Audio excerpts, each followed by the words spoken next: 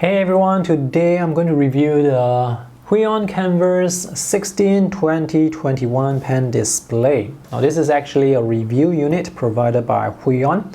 Now my video review is going to be quite long because it's going to be very detailed. If you want to save time, you can actually check out the text review that I have already written on my blog. The link will be in the video description below. And if there are any updates to my video, all the updates will go to the text review, or you can save time by using the timestamps that I have provided to jump to different sections of this video review.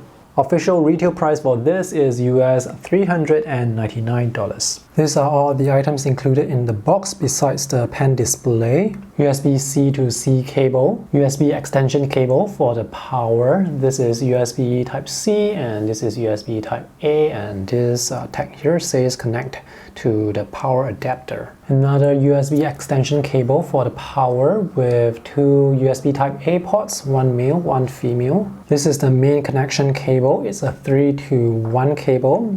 This side will go to the pen display, and this side has full-size HDMI. This USB Type-A is for data and this USB Type-A is for power. USB power adapter. If you buy the pen display from Huion's web store, you get to choose the country-specific plug. The pen stand included allows you to put the pen horizontally or vertically. And if you twist the top, you can open it. And inside you will find hand replacement nibs and the nib remover. This is the pen PW517. It uses the new PenTech 3, supports tilt sensitivity as well as up to slightly over 8,000 levels of pressure sensitivity. The pen is lightweight. It's comfortable to hold with the large rubber grip here. Build quality seems solid. The two side buttons here can be customized to mouse or keyboard shortcuts. There is now less noticeable wobble with the pen tip. The pen looks good. It's not powered by battery, so you don't have to charge it. One artist glove is included, and there is this microfiber cleaning cloth. Quick start guide with a card that tells you where you can download the driver. And lastly, a thank you card with warranty information. The pen display comes with 1-year warranty service. On Huion's web store, you have the option to purchase additional warranty on top of the standard 1 year. So for 6 months extra, that's US $80. For an additional year, that's $150 US. So this is the pen display. The sticker here tells you where the ports are, and the stickers here says you should remove this glossy screen protector before you use the pen display. This pen display is supposed to have a matte textured drawing surface. So this glossy screen protector that you see, it's actually on top of the matte screen protector, which is on top of the pen display. I'm going to lift this very slowly. Make sure that this surface beneath its matte surface, it's not glossy. It is important not to peel off the matte screen protector because, oops, reapplying it is going to be difficult. So this is how the matte surface is supposed to look. It shouldn't be totally reflective. There are 10 physical shortcut buttons on the side, and the clicks, they are very firm. They have good feedback. Power button is here at the top left. All the corners are rounded off very nicely, and all the edges are beveled. This pen display is quite thin, thinner than my laptop. It may be thin like a tablet, but this is actually a monitor, so you do have to connect this to a computer and a power source in order to use it. And on the back we have this matte textured surface with 4 rubber feet at the corners. And here we have the ports for the USB-C and the 3-in-1. Alright, I've just connected the pen display to my laptop, which is currently running Windows 10. My laptop has a full-size HDMI port, so I'm able to connect the HDMI cable directly. If you do not have the full-size HDMI port, then you will need some sort of video cable adapter. And this USB port that I'm using, it's able to provide enough power to power the pen display, so I don't actually need to use this red colored USB cable. Design of this pen display looks good. It certainly looks better compared to the previous Kamvas 16, and the build quality it's very solid, so there is this premium feel to it. The surface, it's matte texture, has a nice feel when you run your finger on it or when you run your pen on it. Downside to the matte screen protector is it can introduce some color noise. Let me move the display left and right to let you see if you can spot the color noise. I'm also going to tilt the display slightly. How about this here? Left and right, and some tilt. It's not too bad actually. So the shortcut buttons are on the left side. If you are a left-handed user, you can actually go into the settings and change the orientation so that the buttons will be on the right side. And this cable, you can actually just turn it around to have the cable point up or point down. This is a 15.6-inch pen display and the resolution is 1920 by 1080. There is slight pixelation with the user interface, such as the text, the icons. 1080p resolution is still a good amount of resolution to work with. It's still a very usable resolution. So even with palettes on the left and on the right side, you still get a good area to work with. This is how the size compares to an A5 size sketchbook. And this is about A4. So you can see the pen display, it's wider compared to A4, about the same height. So 15.6 inch, this is actually a very comfortable area to work with. I've already color calibrated the display and I measured color support for 100% sRGB. So the colors on this display, it's quite good, reasonably color accurate. And because this is an IPS panel, the colors, they don't shift when you view the display from different angles. To adjust the display attributes such as brightness, contrast, color temperature, and gamma, you have to press down these two buttons here for 3 seconds and the OSD should appear. Then you can use the top 4 physical buttons to navigate around the OSD. Colors of this pen display look good out of the box, so you may not need to color calibrate it. Mine was actually calibrated with this Spider 5 Pro color calibrator. Another way to adjust the display attributes is to click this little gear icon here at the top right. So what you can change here are the different scene modes. Now all these are preset to certain brightness and contrast. So I have adjusted the brightness to maximum 100% and I measured 128 nits. The brightest you can get is actually with movie mode, which will give you 195 nits from what I have measured. They have gaming mode and motion mode, so I'm going to stick with standard mode. You can adjust the brightness and contrast manually using the sliders here. This is where you can adjust the color temperature, and if you want to do some RGB adjustments, the sliders are here. At the time of this review, the Huion driver on macOS doesn't have this feature that allows you to adjust the brightness and contrast from the Huion driver. And it also doesn't have this feature where you can create shortcut sets to specific apps that you are using. Okay, let's see what you can do with the driver. The driver functionality for the Windows and the Mac versions are pretty similar, except for Windows there's this additional Windows Ink feature which you may have to toggle on or off if pressure sensitivity is not working well. So here you can customize the 10 physical shortcut buttons on the side. Just click the button and go into the press key settings. You can assign specific keyboard shortcuts, and here you can assign mouse functions, mouse clicks to the shortcut buttons as well. There are two settings with switch function. Switch screen will allow you to jump this cursor from one display to another display when you are using dual monitor or extended monitor mode.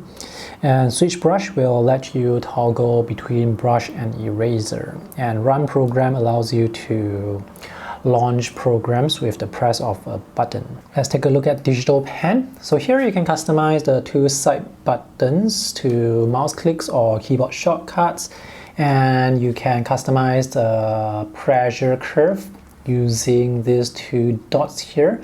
This allows you to have final control over the pressure curve, which is nice. This is much better compared to those slider controls.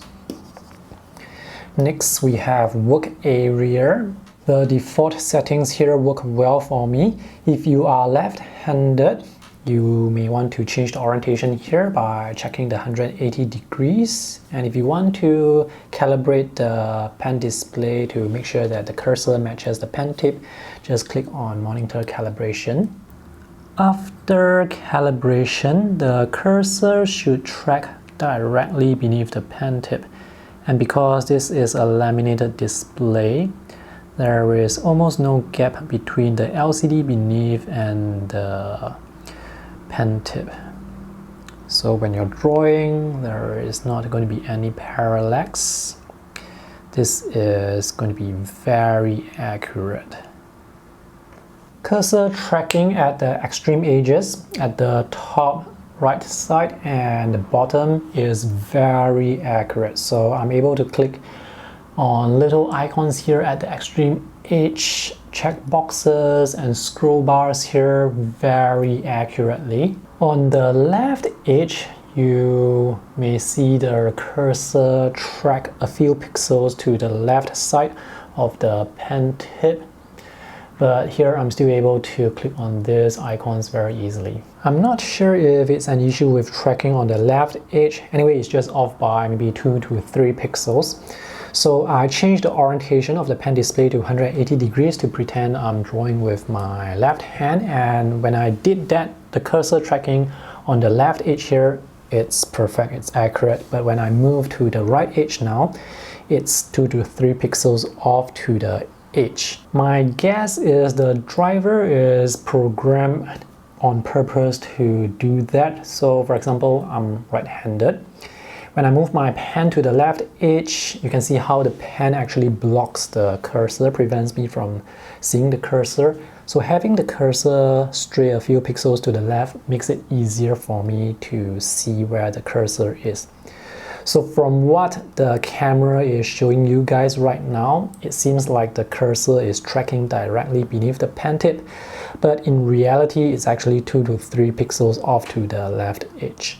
Cursor tracking on this pen display is excellent. Let me show you the pen performance and the line quality you can expect before I talk about my overall drawing experience with the various drawing apps on both Mac and Windows. So here you can see the lines, they taper really nicely. Pressure transition from thin to thick, it's quite smooth. Now this is a very thick brush, so if you want to draw with very thin lines, you just have to draw with very light pressure. Let's see how well it can do when it comes to maintaining consistent pressure. So this is not too bad. There is slight wobble with the thickness, but overall this is quite good. Initial activation force is very minimal, so this is actually a very thick brush. So I can draw with very light pressure to get really thin lines. Creating cross-hatching like this is really easy. And one thing I really like about this new pen is there is very minimal wobble and movement when you are drawing with it.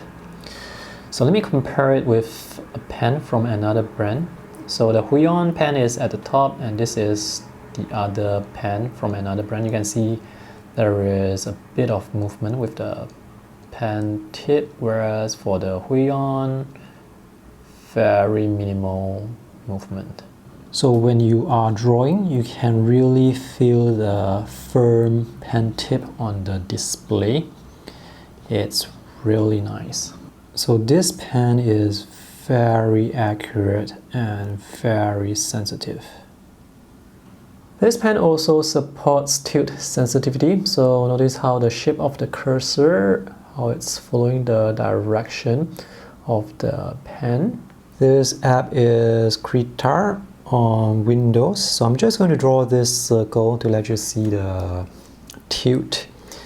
Now with some pen displays, when you are drawing like this and the pen changes direction from maybe pointing upwards to pointing downwards, sometimes there is this gap, but here you can see with the Huion pen display, it performs as expected, and you can have tilt and pressure working together at the same time. And now let's talk about the drawing performance. Now currently I have the pen display on a stand. This is my own stand. Huion did not provide the Huion stand, so I cannot show it to you guys, but you can choose to buy this pen display with or without the stand. The stand is an extra $20. I do recommend you get some sort of stand so that you can prop up the pen display at an angle for you to draw on it more comfortably. Because if the pen display is flat on the table, it's really not good for your posture. The drawing performance of this pen display is very good. I would give it easily 5 out of 5 stars because the lines they come out exactly the way I want them to, and there are no glitches with the various drawing apps that I have used, so drawing performance is really good. The matte drawing surface is nice to draw on. It has a nice texture to it. It's actually on the smoother side, but it's not slippery. So if you want more control, you would have to draw a bit slower. It's actually quite a nice surface to draw on. Pressure sensitivity works really well. And because the cursor always tracks directly beneath the pen tip, the pen is really very accurate because of that. Changing the brush size with the shortcut buttons here is a bit slow, so you can actually press the button here and hold it and the brush size will change, but it's much faster to just use your keyboard shortcut to change the brush size. So this is the difference in the speed. See how fast the number is jumping. Drawing fine lines is very easy, and because the pen is so sensitive, it's really easy to control the thickness of the lines. And also, as mentioned earlier, because the pen tip, it doesn't wobble, the experience of drawing with this pen, it's really good. This pen display is quite thin, so it looks and feels like a tablet. However, there is actually no support for finger gestures because this is not a touch screen. Apps that are designed for touch screen devices, such as some Windows apps, this for example is Concepts. So this works really well with finger gestures, but obviously I'm not able to do that here, so I have to use my keyboard shortcut to zoom in and out. And also when it comes to moving around, I cannot pan with my finger. I have to use this navigation tool here to move around. So the workflow when you are using touch screen apps on this non-touch screen pen display, that workflow is going to be different, obviously. And this is Clip Studio Paint. Now, drawing on a pen display is definitely more intuitive compared to drawing on those tablets without any displays. But of course, a pen display is going to be more expensive, but it's more intuitive to use. And the performance, as you can see, it's really good. The performance is very fluid, very smooth. Which size to get for your pen display depends on a few factors. It depends on how much table space you have at home, and it depends on your budget.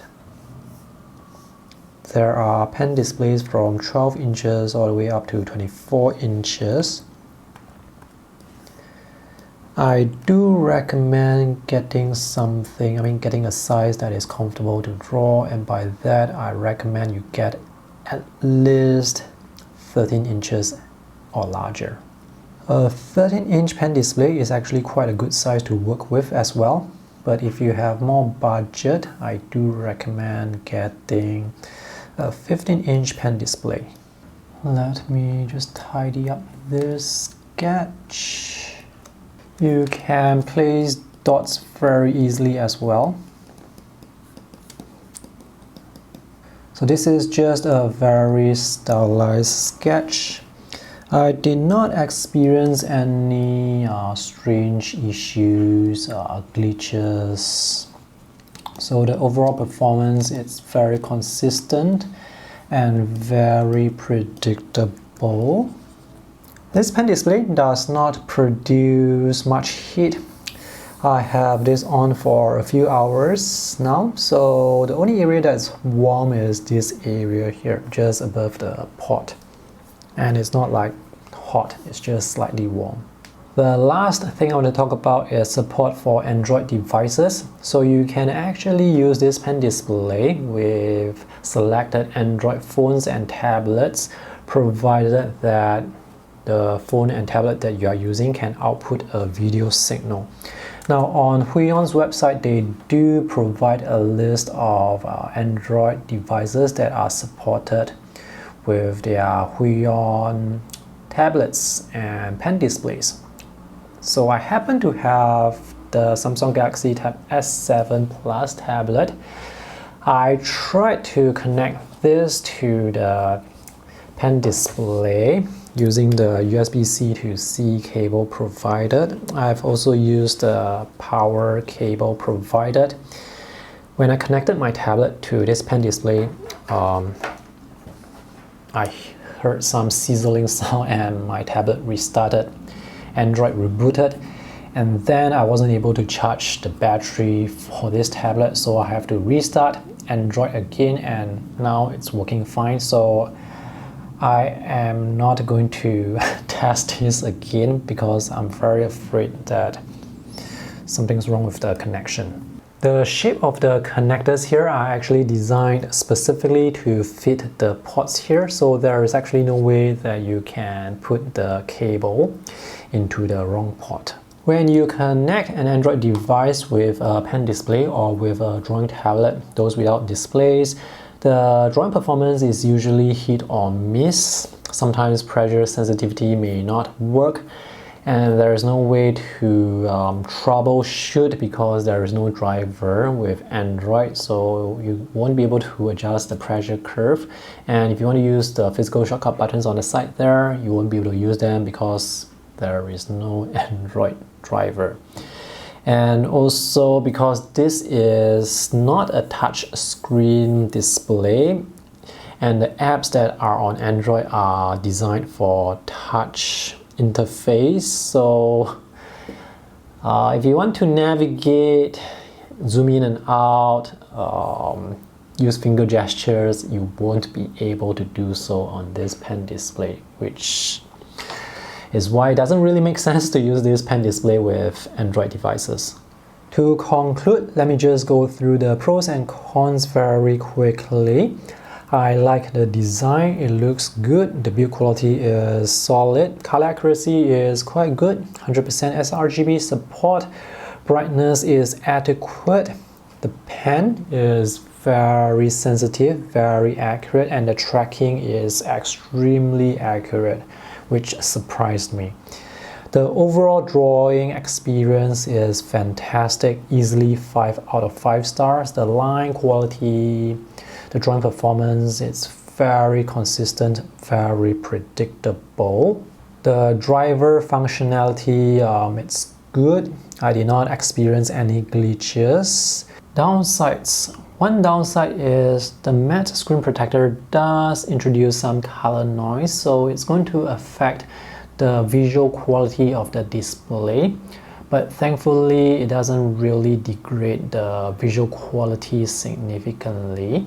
That's the compromise you have to work with when working on a matte screen protector. You want the texture, but that texture also affects the visual quality of the display. Another downside is the support with Android.